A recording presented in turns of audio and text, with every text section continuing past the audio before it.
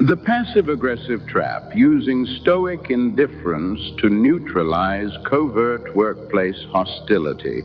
There is a type of attack that never comes directly. It does not raise its voice. It does not confront you openly. It hides behind smiles disguised as jokes, framed as harmless comments, delivered with just enough ambiguity to deny intention. This is passive-aggressive behavior, and in the workplace, it is one of the most common forms of covert hostility. It is not designed to destroy you instantly.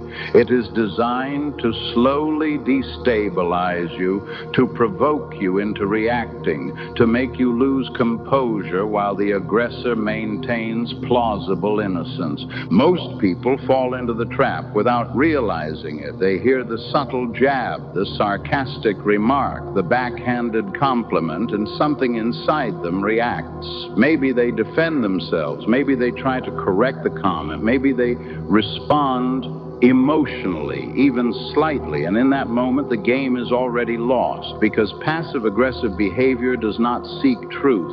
It seeks reaction. It feeds on emotional engagement. The moment you respond emotionally, you validate the attack and give the aggressor exactly what they wanted. The power of passive aggression lies in its deniability. If you confront it directly, the aggressor retreats behind confusion. They say it was just a joke. They say you misunderstood. They subtly shift the narrative so that your reaction becomes the problem, not their behavior. Now you are the one who looks sensitive, reactive, unstable. This is the trap. It is not about the comment itself. It is about pulling you into a position where you lose control and they gain social advantage. The only way to dismantle this dynamic is to remove the reward, and the reward is your reaction. This is where Stoic indifference becomes a weapon. Stoic indifference is not weakness. It is not passivity. It is not avoidance. It is controlled detachment. It is the ability to hear something designed to provoke you and treat it as irrelevant noise, not because you are unaware of it, but because you choose not to engage with it on their terms. You do not defend. You do not explain. You do not react emotionally. You remain composed, grounded, and unaffected. This creates an immediate shift in the dynamic. The aggressor expects friction. They expect a response. They expect some form of emotional movement they can manipulate. When that does not happen, their strategy collapses. The comment lands, but it does not connect. It has no effect, and without effect, it has no power. Silence in this context is not submission, it is dominance. When you refuse to react, you force the tension back onto the person who initiated it. They are left exposed. Their comment now exists without the distraction of your reaction. Others in the environment begin to notice the imbalance. They see the unnecessary remark. They see the lack of response, and slowly the perception shifts. The aggressor begins to look uncomfortable, even if subtly, because their attempt to control the interaction has failed.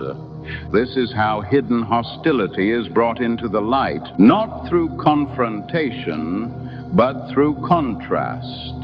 Your composure becomes the reference point. Your calm presence highlights their instability without you needing to say a word. This is the essence of Stoic power. You do not fight the behavior directly. You let it reveal itself. Consider a typical scenario. Someone makes a quiet remark about your work in front of others, something that sounds neutral but carries a negative implication. The expected response is defense. Most people would explain, justify, or push back. But instead, you acknowledge it briefly without emotion, or you ignore it entirely and continue the conversation as if it holds no weight. In that moment, you communicate something far more powerful than any argument could. You communicate that their attempt to provoke you has failed, that their words do not move you, that you are not available for manipulation. Over time, this builds a reputation. People begin to understand that you are not easily provoked, that subtle attacks do not work on you, that emotional manipulation has no leverage. And because of that, those who rely on these tactics begin to avoid using them on you. Not out of respect initially, but out of inefficiency. You are no longer a viable target. This is how indifference creates protection. But there is another layer to this. Stoic indifference is not just about how you respond externally. It is about how you interpret internally. If you are still emotionally affected but simply hiding it, the tension will eventually leak through your behavior. True indifference requires reframing. It requires understanding that these comments are not reflections of your value, but projections of the other person's insecurity, frustration, or need for control. Once you see that clearly, the emotional charge disappears. You no longer feel the need to respond because there is nothing to defend. This internal clarity strengthens your external presence. Your calm is no longer forced. It becomes natural. And natural composure is far more powerful than controlled restraint. Another important element is consistency in your detachment. Not predictable emotional reactions, but consistent control. You do not break character when the pressure increases. You do not suddenly react when the comment is sharper. You remain the same, grounded, unmoved. This consistency forces the aggressor into a difficult position. They must either escalate, which exposes them further, or stop entirely. Either way, you win without engaging. It is also important to understand that not every situation requires silence. Stoic indifference does not mean you never speak. It means you choose when speaking adds value and when it only feeds the dynamic. If a boundary needs to be set, it is done calmly, directly, without emotional charge. No justification, no explanation, just clarity. But most passive-aggressive behavior does not deserve that level of response. It deserves nothing, because attention is currency, and you do not reward behavior that attempts to undermine you. In professional environments, this approach becomes especially powerful. Workplaces are built on perception as much as performance. The way you carry yourself under pressure, the way you handle subtle conflict, the way you respond to tension, all contribute to how others evaluate your presence. When you remain composed in situations designed to provoke you, you signal stability. You signal control. You signal that you operate above the level of petty dynamic. This positions you differently in the social hierarchy.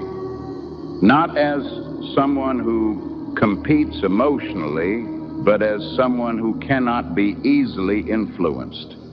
And influence in these environments is power. The passive-aggressive trap only works when you participate in it. When you try to decode every comment, respond to every jab, defend every implication, you become entangled in a game designed to drain your energy and weaken your position. Stoic indifference removes you from that game entirely. You are present but not engaged. You are aware but not reactive. You are steady while others reveal themselves. And over time, that difference becomes undeniable. Because the person who cannot be provoked becomes the person who cannot be controlled. If this gave you a new way to see workplace dynamics, make sure to like the video and subscribe for more insights on power, psychology, and control. And if you watched until the end, comment unmoved. so I know you understand that true strength is not in reacting, but in choosing when not to. I'll see you in the next one.